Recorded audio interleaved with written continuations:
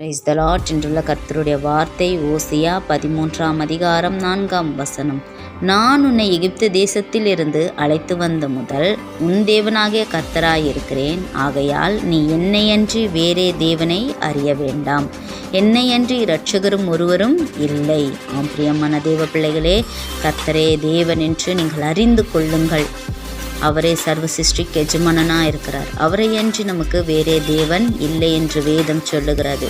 அவரை தவிர வேறொரு இரட்சகரும் நமக்கு இல்லை என்று வேதம் சொல்லுகிறது. அது மாத்திரமல்ல, வானத்திலும் பூமியிலும் கர்த்தரே தேவன் என்று நீங்கள் அறிந்து கொள்ளுங்கள். பாருங்க, இஸ்ரவேல் ஜனங்களை காத்தவர் உங்களையும் காக்க வல்லவராயிருக்கிறார். வேதம் சொல்லுகிறது ஓசியா 13:9, இஸ்ரவேலே, நீ உனக்கு கேடுண்டாக்கி கொண்டாய், ஆனாலும் என்னிடத்தில் உனக்கு சகாயம் உண்டு என்று.